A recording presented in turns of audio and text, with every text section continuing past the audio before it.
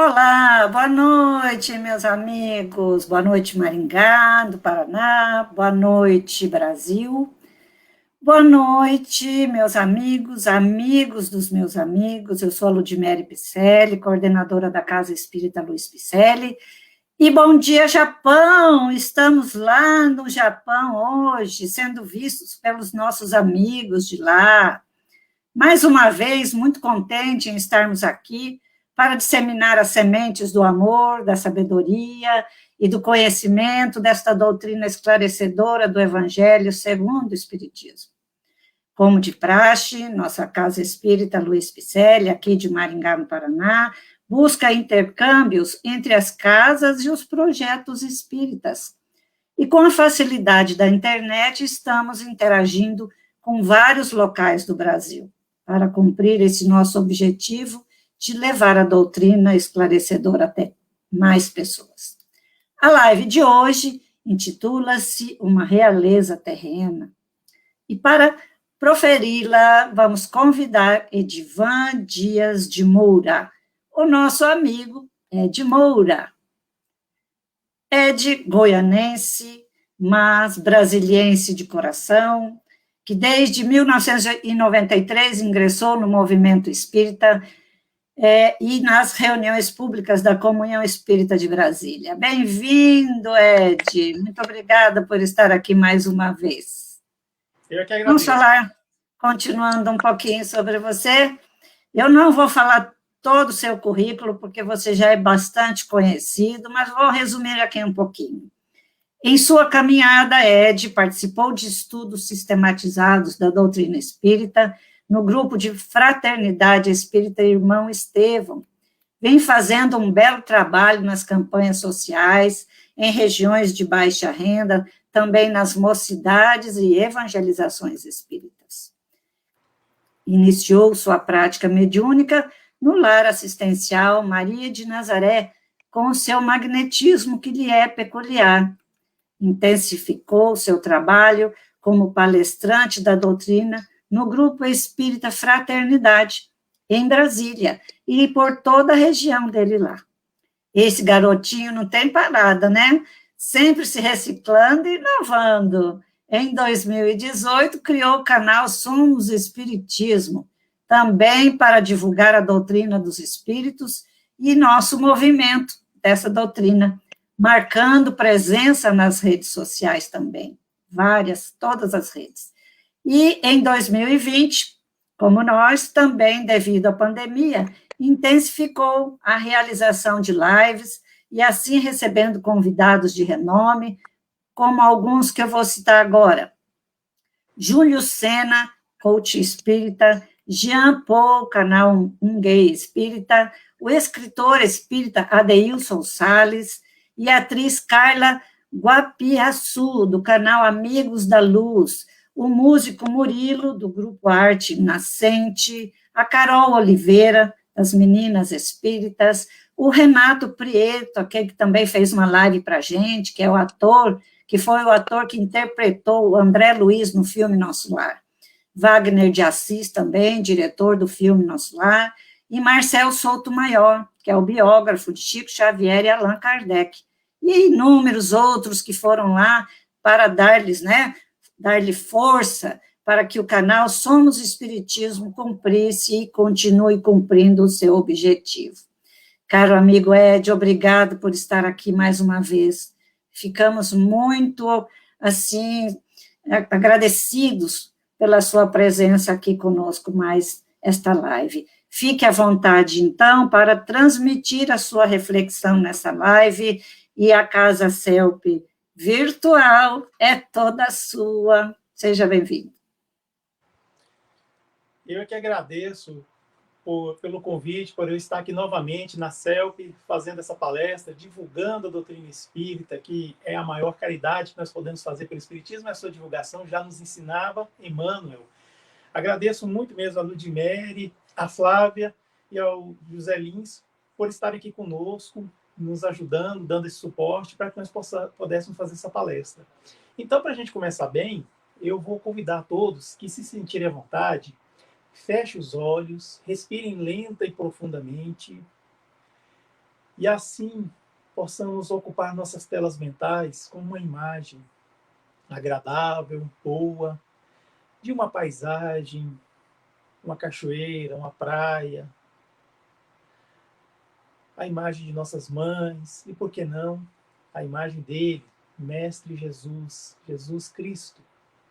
E assim agradecer por estarmos aqui reunidos em seu nome, realizando essa palestra, falando de um tema do Evangelho segundo o Espiritismo, e que todos nós possamos permanecer irmanados com essa intuição, com a paz nos nossos corações, e que os bons amigos do mundo espiritual possam nos envolver com seu amor e seus fluidos, para que dessa forma nós possamos aprender mais nessa noite de hoje.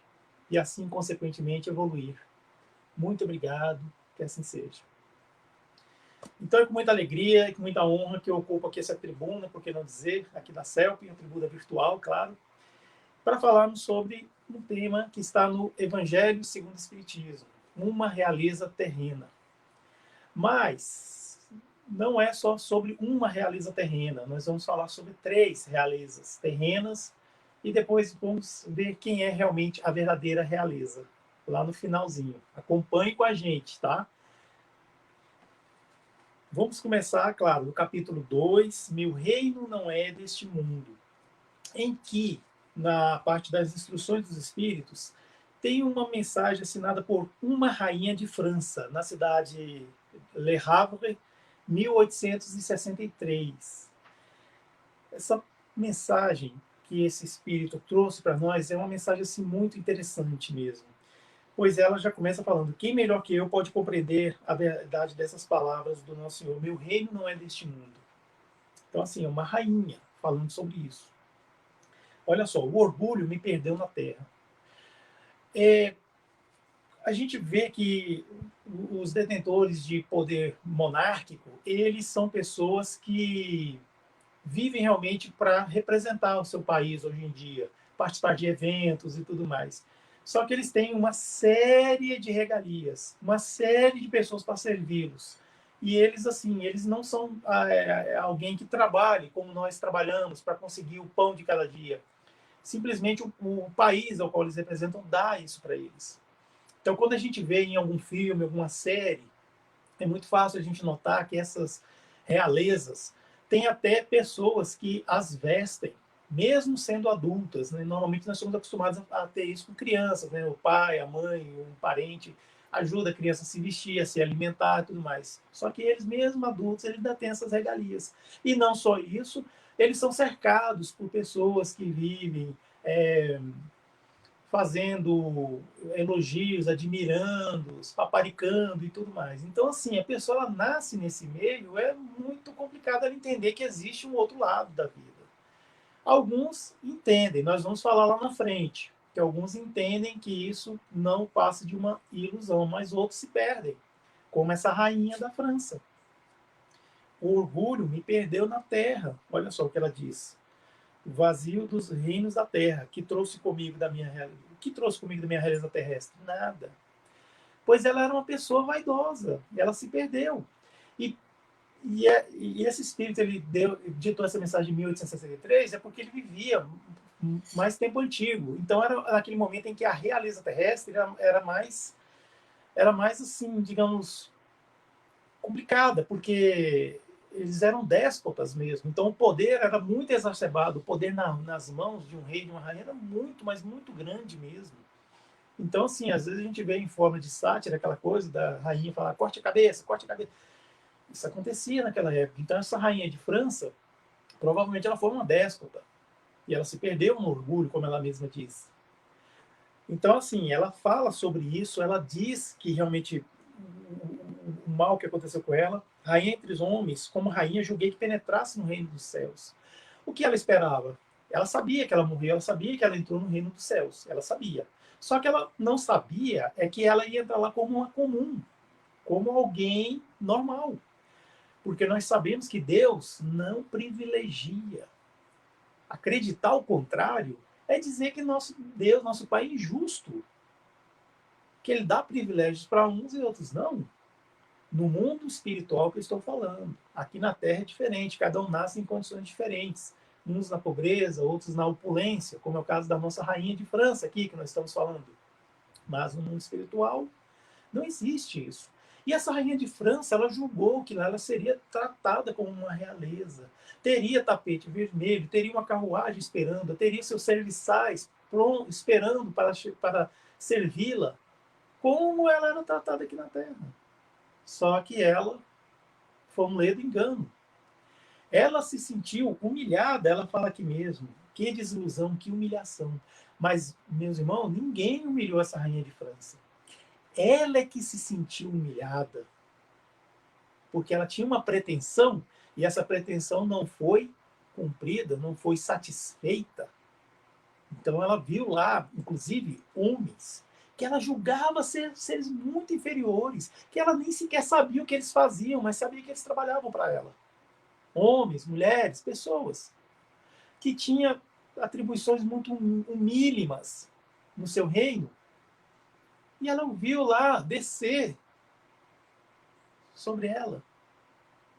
Então ela se sentiu humilhada, mas na verdade a humilhação dela foi por causa do seu orgulho. Porque, como eu falei, essas pessoas que nascem na realeza realmente é muito difícil, depende da pessoa, depende do caráter. É muito difícil a pessoa olhar para o outro lado, ver que existe um outro lado. Isso acontece, é possível.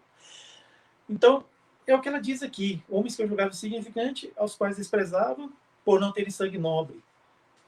Os vi muito acima de mim, nas palavras dela. Aí essa rainha de França, se ela está aqui no Evangelho, é porque ela já gozava de uma certa evolução espiritual lá no mundo, né? Eu queria chamar a atenção que aqui nesse livro, Evangelho segundo o Espiritismo, tem uma única mensagem de Emmanuel, se não me engano, no capítulo 11. O Emmanuel, que psicografou vários livros com Chico Xavier. O Emmanuel, que foi o mentor direto do Chico e que deu a ele muitos ensinamentos, muitas lições. O Emmanuel, que foi o senador Públio Lentulus, lá na época do Cristo, quando Cristo estava conosco aqui na Terra. Esse mesmo Emmanuel tem uma única mensagem dele aqui no Evangelho. Podem procurar. E a Rainha de França também está aqui. Então, a gente vê que ela já gozava de uma certa evolução quando ela veio trazer essa mensagem. Ela diz aqui, nas suas palavras, para se conquistar um lugar neste reino, são necessárias a abnegação. A abnegação é tirar de si o interesse pessoal. É como negar a si mesmo, negar os seus interesses. A abnegação, a humildade, a caridade, em toda a sua celeste prática, e a benevolência. Vamos guardar esse nome? Benevolência. O que é benevolência? Boa vontade. É ter boa vontade. Benevolência para com todos. Não se vos perguntas que foste de que posição ocupastes, mas o bem que fizeste e as lágrimas que enxugaste. O que vale no reino dos céus é o seguinte: é como que nós executamos as leis divinas aqui na Terra. Como que nós fizemos o cumprimento das leis de Deus aqui na Terra. As leis de Deus que a gente encontra no Livro dos Espíritos são 10. Lei de amor e caridade, lei de trabalho, a lei de destruição ou renovação, tanto faz. A lei de... Assim, são várias leis.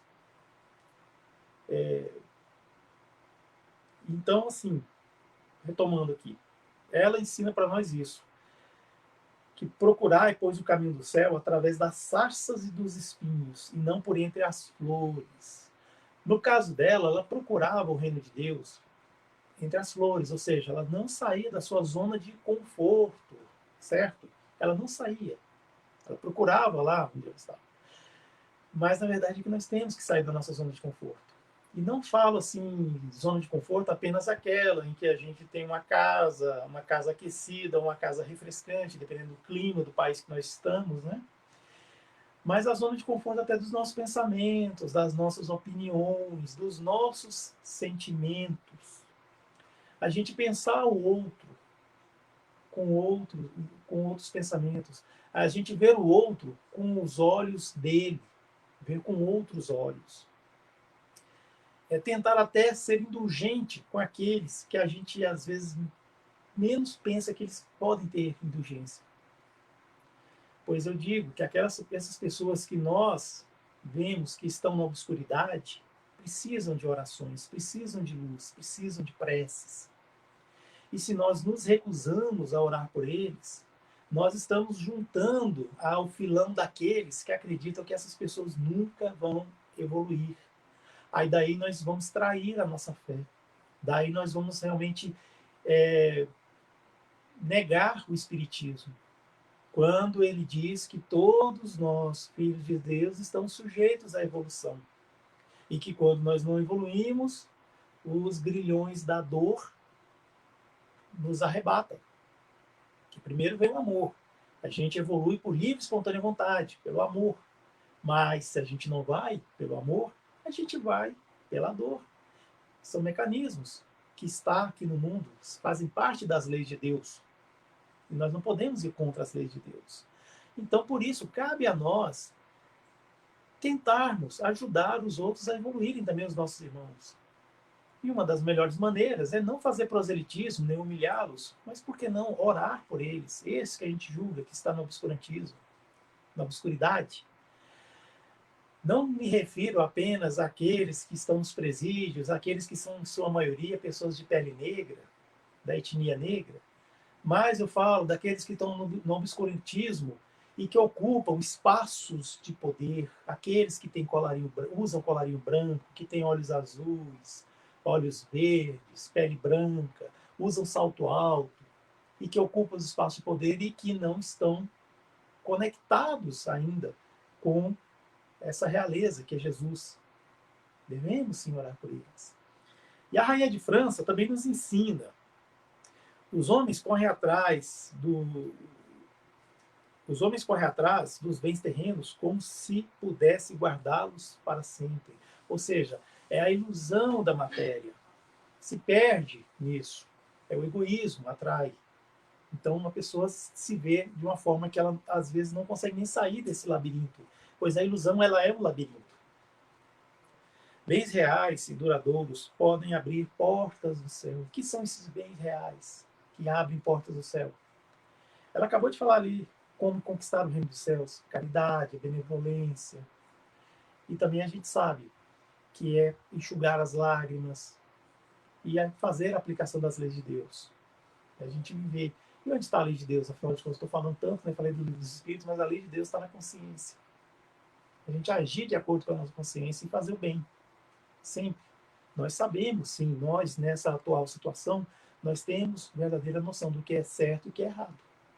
Nós temos já essa maturidade espiritual. Há muito que temos que evoluir, sim. A caminhada ainda é longa, mas nós já temos uma certa evolução. Senão estaríamos no mundo primitivo. No entanto, estamos no mundo de provas e expiações, às portas da nova fase, que é a regeneração. Então nós sabemos, sim, o que é certo e o que é errado. Tende piedade dos que não ganharam o reino dos céus, ajudai-os com as vossas preces. Foi o que acabamos de falar. A prece é o traço de união entre o céu e a terra, não esqueçais. Então é o que nós podemos fazer. Sempre um conselho amigo, sempre uma boa palavra, procurar ajudar a cada um de nós. Cada um do seu jeito, cada um à sua maneira, uns falando assim de uma forma muito bonita, outros falando de maneira simples. Mas cada um tem seu jeito.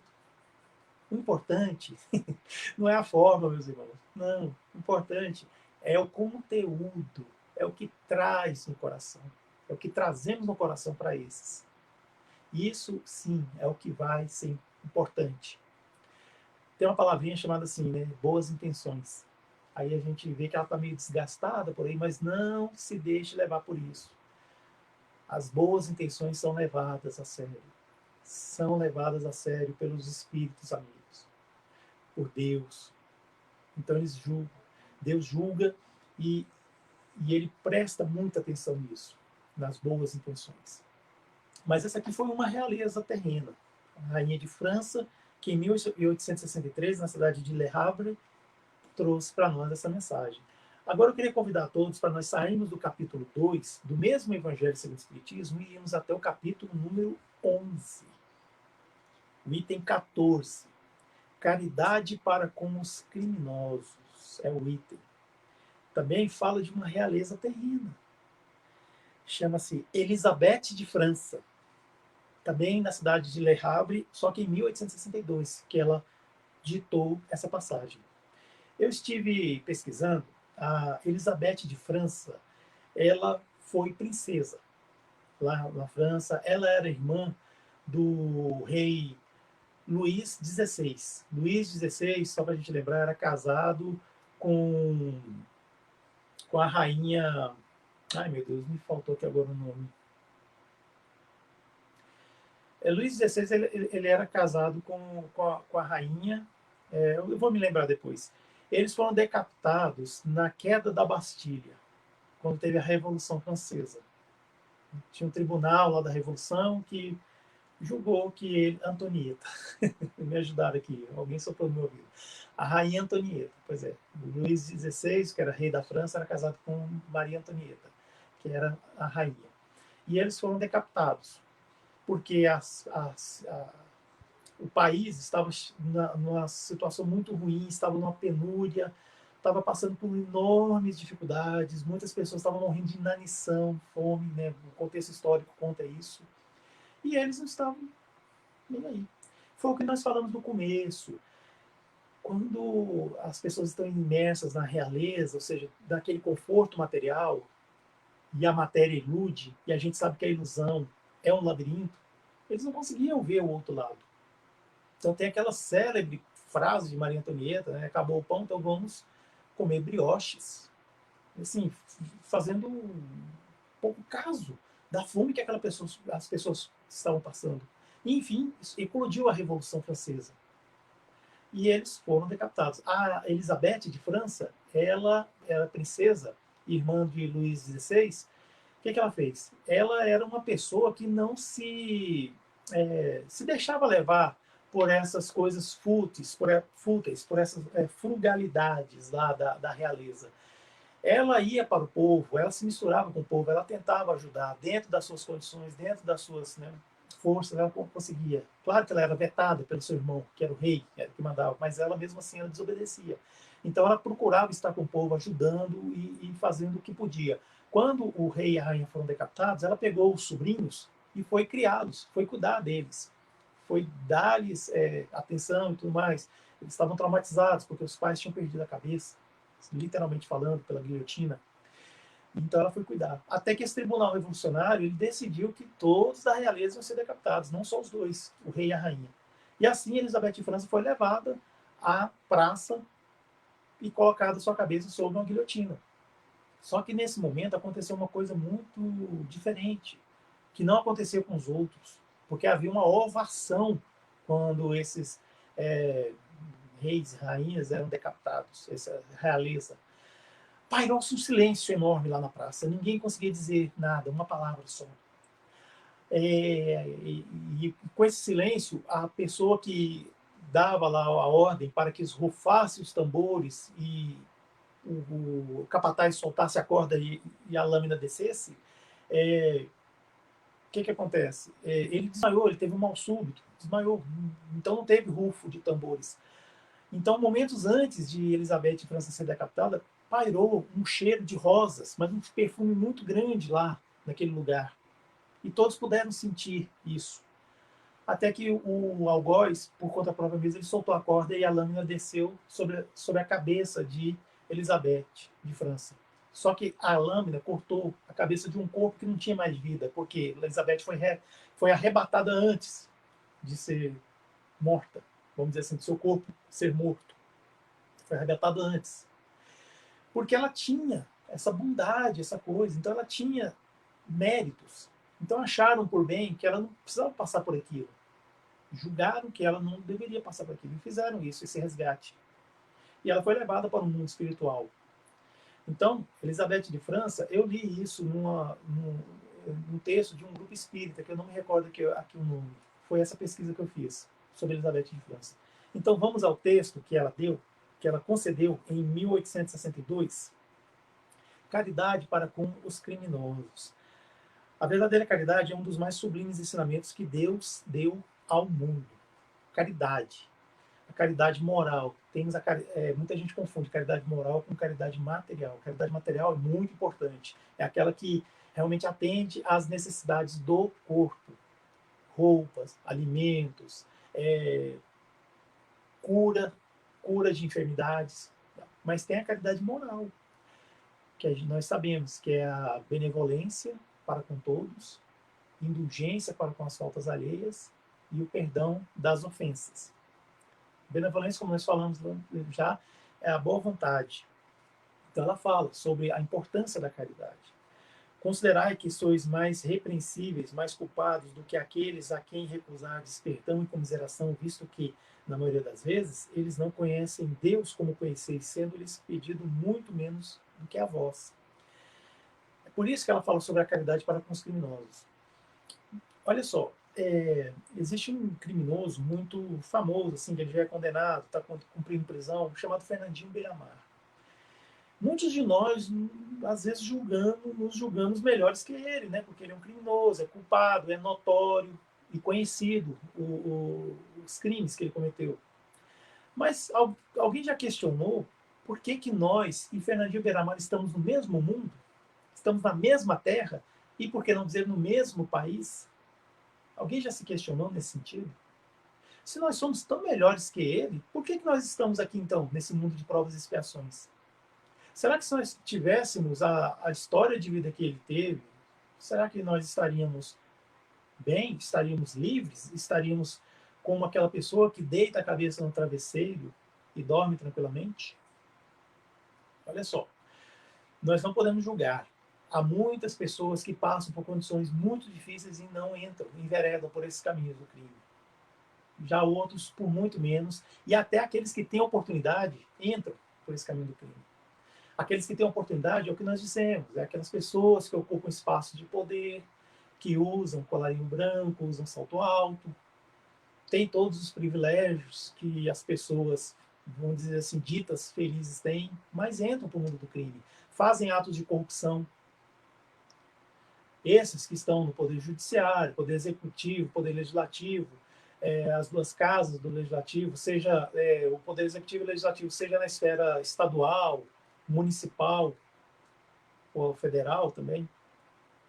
Mas olha só, mas tem aqueles que não se deixam levar, tem aqueles que são honestos, que ocupam espaço de poder e fazem realmente o seu trabalho.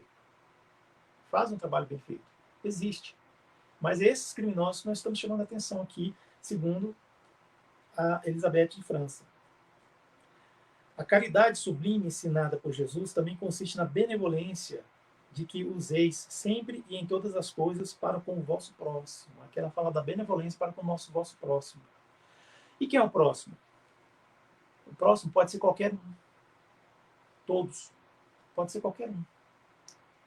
Então é nesse sentido que a gente deve usar a nossa caridade. Que algumas palavras de amor, consolo e de encorajamento conduzirão ao Senhor. Pois é isso que essas pessoas precisam, esses criminosos. E mais adiante, Elizabeth fala, Deus quer que todos, ela não fala que alguns ou alguém, ela fala todos. Deus quer que todos sejam iguais. Não desprezeis a ninguém. Deus permite que haja grandes criminosos entre vós, a fim de vos sirvam de ensinamento. Então a gente deve aprender o que não se deve fazer. Porque tem irmãos nossos que estão obstinados no crime. Alguns ainda não estão pagando, infelizmente, pelos crimes que cometem ou que cometeram. Mas, se não na justiça dos homens, a justiça de Deus, ela é infalível. E é muito completa, é muito perfeita, assim como o próprio Pai. Porque nos dá a condição de pagarmos o mal que nós fizemos com o trabalho. As máculas do nosso espírito nós podemos lavar com lágrimas, que aí vem a expiação, o sofrimento e tudo mais. Mas também podemos lavar com o suor que é oriundo do trabalho, da abnegação, da conquista constante, certo? De nós mesmos. Então é isso. Quando os homens estiverem submetidos às verdadeiras leis de Deus, já não haverá necessidade desses ensinos, ou seja, dos criminosos. Todos os espíritos impuros e revoltados serão banidos para mundos inferiores de acordo com as suas inclinações. Lembra, meus irmãos, que nós falamos que nós podemos evoluir por livre e espontânea vontade através do amor, mas se nós nos recusamos, aí vem o mecanismo da dor. Os grilhões da dor vêm e nos fazem evoluir, porque é irresistível. É irresistível. Então é nesse sentido que aqueles que se revoltam contra Deus, contra as suas leis, chega um momento em que eles não vão mais poder continuar aqui na Terra. Lembrando que esses não são mansos nem pacíficos, então se eles não são mansos nem pacíficos, não vão ter a bem-aventurança de herdar a terra que o vosso Pai, nosso Deus, nos dará. Assim como os nossos irmãos capelinos foram banidos lá do planeta deles, daquela constelação de Capela, e vieram para a Terra, quando a Terra estava começando a ser um mundo de provas e expiações, e sendo que o planeta de origem deles já estava entrando na fase de regeneração, esses irmãos que vieram para cá, eles tiveram que aprender a ser humildes, à força, porque estavam num mundo muito hostil, sendo que eles tinham saído de um mundo muito, mas muito evoluído. E eles vieram para cá e trouxeram seus conhecimentos tecnológicos. Os egípcios do Egito Antigo, lá na China, e outras sociedades históricas que estiveram no mundo e deixaram suas contribuições, que até hoje a gente não consegue entender. De tão evoluído que eram as coisas que eles deixaram. Tomamos os egípcios antigos, por exemplo. Até hoje a gente vê muito mistério nas pirâmides, na esfinge, todas aquelas obras que eles fizeram lá. Na sua forma de escrita, os hieróglifos, a gente vê muito mistério. Por quê? Porque a gente não consegue entender, mas a gente vê que é algo muito evoluído, muito assim, que tinha um conhecimento muito grande por trás daquilo. Então esses irmãos trouxeram essa tecnologia, mas em contrapartida tiveram que aprender a ser humildes. Aí conseguiram condições e voltaram. Assim acontece hoje na Terra. Aquele que não é manso nem pacífico, aquele que não quer se submeter às leis de Deus, aquele que não tem humildade, vai chegar um momento em que a Terra vai evoluir. Nós vamos evoluir, eles não vão mais poder ficar aqui. Eles vão se tornar inoportunos e serão convidados a sair. É o que a rainha Elizabeth de França, a princesa Elizabeth de França, está dizendo. Observai o vosso modelo, Jesus. Que diria ele se visse esse infeliz junto de si, um criminoso? O que Jesus diria se ele visse um criminoso? Nós sabemos. Está registrado. Está no Novo Testamento. Várias passagens.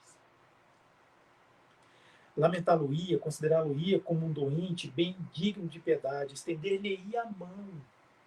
Na verdade, não podeis fazer o mesmo, mas pelo menos podeis orar por eles. Lembra, meus irmãos, que nós falamos lá atrás, que os nossos irmãos que se encontram na obscuridade, nós podemos sim ajudá-los, fazendo orações, fazendo preces.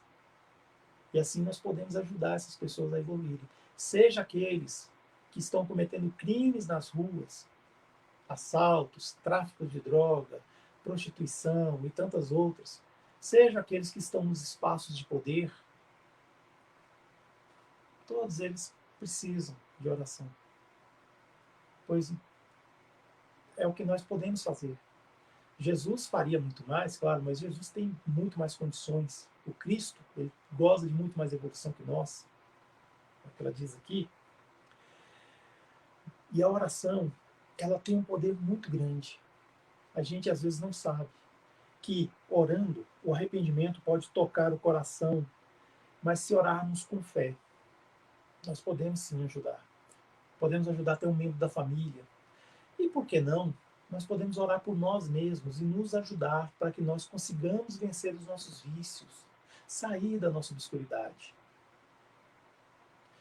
Quando nós queremos sair da nossa obscuridade, da nossa ignorância, não adianta a gente focar nos nossos vícios, focar nas nossas mazelas. A gente tem que focar nas nossas virtudes, focar na nossa luz. Porque quanto mais a gente aumenta a luz, mais a gente diminui o quê? A escuridão, a obscuridade. Então é nesse sentido que a gente evolui. Não é dando valor às coisas ruins que a gente tem. Não, vamos dar valor às coisas boas que nós temos e aumentá-las. porque naturalmente as coisas ruins, as imperfeições, os vícios vão ser diminuídos. Então é isso. Ajudai-o, pois, a sair do lamaçal e orai por ele, ou seja, pelos criminosos. Elizabeth de França, essa princesa, está falando sobre isso. Bem, e agora tem mais uma realeza também que eu vou falar para vocês. Vou convidar os irmãos para a gente sair agora do capítulo 11 e vamos avançar um pouquinho no mesmo Evangelho segundo o Espiritismo para o capítulo 13. Item número 4. Os infortúnios ocultos. Essa passagem é uma passagem que toda vez que eu a leio, eu me emociono. Acho que hoje não vai ser diferente, porque ela toca a gente de uma forma que realmente é complicado. E essa mensagem é uma mensagem muito diferente, porque de todas as mensagens a gente vê que Allan Kardec escreve, tem a parte que Allan Kardec escreve, ele tem um estilo de escrever, a escrita dele, a gente percebe que ele teve um escrito. Então o Evangelho ele tem sempre passagens do Novo Testamento, aí vem a parte de Allan Kardec e a instrução dos Espíritos. Então, assim, nessa parte dos infortúnios ocultos, a gente vê que não é a escrita de Allan Kardec. Ela tem uma forma diferente de em que ela está colocada. E começa assim: nas grandes calamidades, a caridade se emociona e observam-se impulsos generosos no sentido de reparar os desastres. Porém, a par desses desastres gerais, há milhares de desastres particulares que passam despercebidos, como o das pessoas que jazem sobre um catre sem se queixarem. São esses infortúnios discretos e ocultos. Então, olha só, essa mensagem aqui, ela não fala qual cidade que época que é, simplesmente fala que está num lugar em que aconteceu uma grande catástrofe e naquele lugar lá, o epicentro da catástrofe, está todo mundo reunido ajudando. Só que no derredor, ou seja, na periferia, na parte ao redor desse epicentro onde aconteceu essa catástrofe, tem pessoas que jazem no catre e não estão reclamando, estão sofrendo caladas. E muitos não veem isso. Aí o que acontece? Uma mulher de ar distinto e traje simples vai até esses irmãos. Então ela chega numa casa, as crianças já a veem e já brilham seus olhos. A mãe já começa a chorar, a mãe dessas crianças, porque sabe que aquela mulher já é conhecida. Aquela mulher já é conhecida e sabe que aquela mulher tem trazendo o que eles precisam, fazendo a caridade material, trazendo roupas, trazendo alimentos e tudo mais que tanto a mãe e as crianças precisam. E essa mulher se faz acompanhar de uma mocinha, também modestamente vestida, para não chocar com o seu luxo a pobreza do outro. Então, ela traz a sua filha para a filha aprender a fazer a beneficência. E assim que ela vai, visita esses lares, o que acontece? Ela vai até o hospital, porque o arrimo daquela família, que é o pai, ele está internado, ele está doente, ele não pode trabalhar. Ela vai até lá levar uma palavra de consolo e encorajamento para aquele homem, dizendo para ele que seus filhos não irão para a escola passando frio e nem fome, porque tem comida o suficiente para eles lá, inclusive para sua esposa. É isso que ensina aqui. E ela fazendo isso, ela não lhes pergunta qual a crença que professam, ela não violenta consciências. E todos sabem que ela é um anjo da consolação. E olha só que bonita essa parte. À noite, um concerto de bênçãos se eleva em seu favor ao Criador. Católicos, judeus, protestantes, todos a bendizem. E é isso. Essa mulher ela vai fazer a verdadeira beneficência, a verdadeira caridade. E ela explica para a filha dela que a verdadeira caridade consiste em a pessoa dar alguma coisa de si. Ela fala: se eu te passar, minha filha, os bens que eu tenho para doar, sou eu que estou fazendo a caridade, não é você. Então, assim, você pode aprender a fazer obras úteis, ou seja, cuidar de feridos, dar cuidados a alguém que está doente, é dar algo de si. Não se engane. Ela fala: aprenda a fazer obras úteis e confeccionará as roupinhas para as crianças. Ou seja, ela está dando algo de si, está ensinando a verdadeira beneficência, a verdadeira caridade para sua filha. Então, aí tem uma pergunta aqui, né? Para a prática das virtudes ensinadas pelo Cristo, ela é espírita? O que importa se ela é espírita ou não? Em casa é a mulher do mundo, ou seja, ela é uma mulher que ela ocupa uma posição muito de destaque onde ela vive. E ela tem lá as suas representações junto do marido, tudo o que nos faz acreditar que ela é também uma realeza terrestre. Então, uma vez ela estava fazendo o seu trabalho como mulher do mundo, representando lá junto com o marido, e de repente uma das suas assistidas a viu. Estava lá vendendo coisa na rua e a viu. Ela chegou bem pertinho da mulher e falou para ela: ó, silêncio, não fale nada. Não conte para os outros. Assim falava Jesus. Ou seja, ela não está interessada em querer se promover, fazer promoção de si mesma. Essa mulher, ela simplesmente ela quer ajudar, ela quer fazer o bem. E olha só, nós temos aqui 3 exemplos de mulheres que foram mulheres muito ricas, né, tiveram junto à opulência. Uma se perdeu no materialismo e na ilusão. A outra, que é a Elizabeth de França, ela fez o que podia e conseguiu uma evolução. E essa aqui, que é uma mulher misteriosa, mas não mais misteriosa, porque nós vimos aqui no livro O Céu e o Inferno, tem uma passagem aqui, que é na segunda parte, capítulo 2, Espíritos Felizes, Condessa de Paula. Nós lemos aqui essa passagem da Condessa de Paula, e pelo que ela fala aqui, a gente entende que essa Condessa de Paula é essa mulher dos infortúnios ocultos. Então ela começa falando: bela, jovem, rica e de estirpe ilustre, esta era também perfeito modelo de qualidades intelectuais e morais. Faleceu com 36 anos. Ela não pertencia ao número dos que sempre encontram dinheiro para satisfazer os seus caprichos. Olha só, ela tinha dinheiro, mas não era para satisfazer os caprichos dela, sem pagar as próprias dívidas. Não podia compreender que houvesse prazer para ricos em ter dívidas. Humilhada se julgaria se lhe dissessem que os seus fornecedores eram constrangidos a fazer-lhes adiantamentos. Ou seja, ela não era aquela pessoa que só queria ganhar, acumular fortuna e usar isso com frugalidade, com coisa banal. A sua beneficência é inesgotável. Assim exercia a caridade de coração e não por amor de vanglórias. Só Deus sabe as lágrimas que ela enxugou, os desesperos a acalmou. Além disso, em descobrir os mais pungentes infortúnios, olha só, os mais pungentes infortúnios, os infortúnios secretos, está escrito aqui, socorrendo com aquela delicadeza que eleva a moral em vez de rebaixar. Então, essa mulher, ela tinha uma estirpe de ser alguém da alta sociedade, uma condessa, e lá, nos infortúnios ocultos, no Evangelho segundo o Espiritismo, também diz isso também. Permitia facultar sua fortuna maior quinhão aos necessitados, ou seja, ela destinava o que ela tinha mais para os infortunados, destinando a renda, uma parte dessa forma, exclusivamente para tal fim. E assim encontra meios de conciliar seus deveres para com a sociedade e para com os infortúnios. Aí tem uma nota aqui falando o seguinte, ó, a nota de Allan Kardec. Pode-se dizer que essa senhora era a encarnação viva da mulher caridosa, ideada em O Evangelho segundo o Espiritismo, capítulo 13. Ou seja, os infortúnios ocultos. Condessa de Paula, exatamente, meus irmãos. Um dos seus parentes, iniciado no Espiritismo, evocou-a 12 anos depois que ela estava falecida e obteve, em resposta, diversas perguntas da comunicação. Ela fala que esteve na Terra entre os felizes, pois ela não se lembra de haver experimentado um só desgosto real, ou seja, ela estava completamente cercada pelo conforto material, que ela está dizendo aqui.